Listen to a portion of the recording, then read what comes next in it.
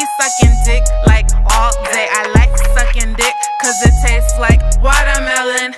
Please nut on my face. I rub it in my face like a facial. My skin is clear, no I swallow his kids.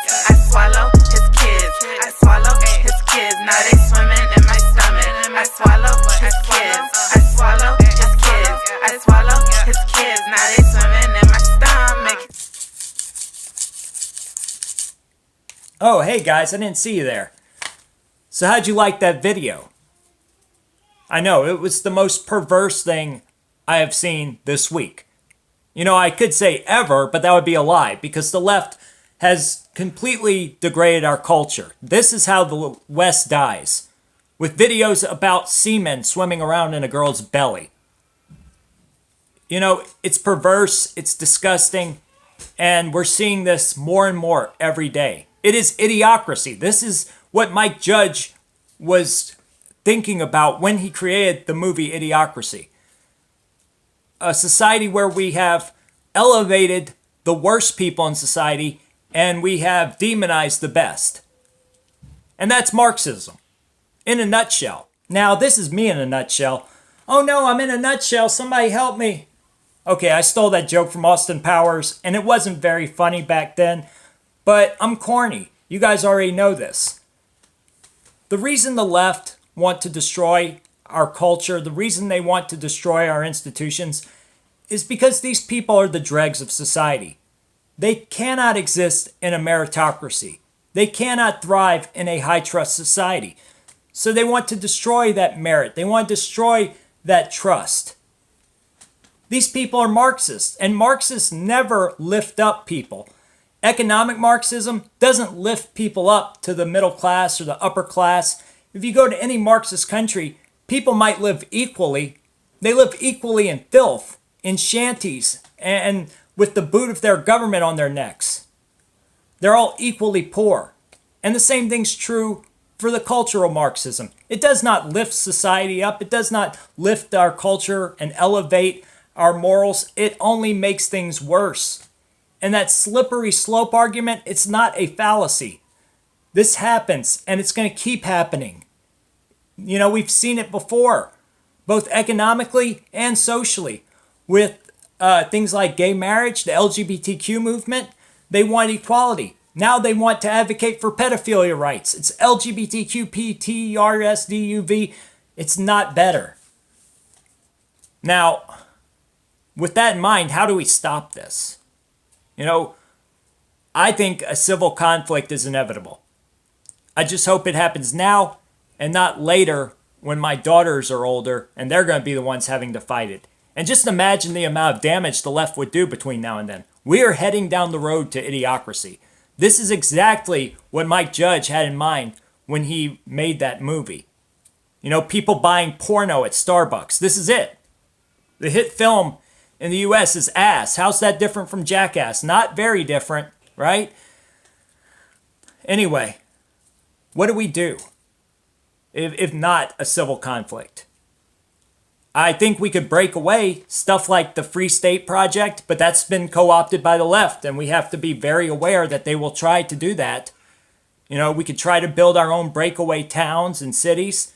You know, start with a few people, help each other out, really restore a bottom-up sense of governance.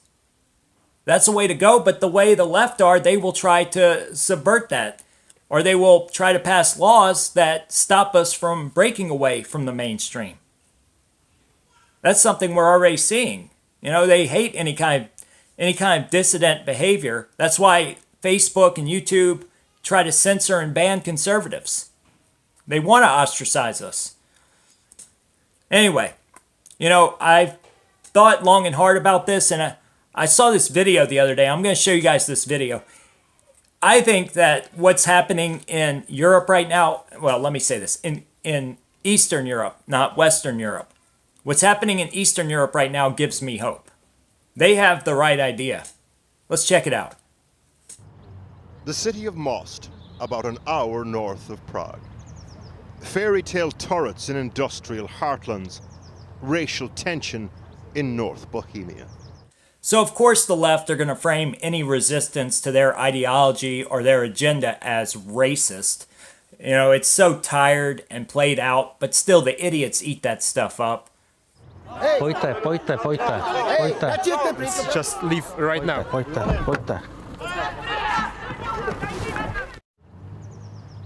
On Sunday, municipal elections take place across the Czech Republic.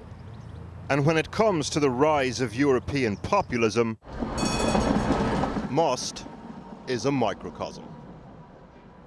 The first pledge on the billboard reads, "We'll build a village for the rabble." What is the rabble? What does that mean? Vystavíme vesnici pro lůzu, to je vesnice pro Romy, kteří jsou nepřizpůsobiví a nechtějí žít s námi normálníma lidma, dělají nepořádek, řvou, kradou, opíjí se, berou drogy. Ono by se jim mělo oddělit, a nejenom tyhle, jo, ale i cikáni s tím způsobem. Ty, co jsou nepřizpůsobiví, rozumíte? Jo, tak protože jsou nepřizpůsobiví, tak by měli být odděleni. Okay, so this comes from the media in Europe, and of course, just like the media in America, they are completely dominated by left-wingers, and they're trying to paint these people as racists because they do not want to live next door to people who do drugs, who are loud, shouting and screaming at all hours of the night, committing crimes, and destroying their property. Now, is that racism? No. You know, this brings me to my theory, that racism is just a social construct created by leftists to slander their enemies. No, I'm joking. But racism, I don't think racism exists. Nobody hates people because of the color of their skin. That's just weird. Now, people do hate cultures. And by the way, gypsies are not a race. They are a culture. And there are bad cultures out there.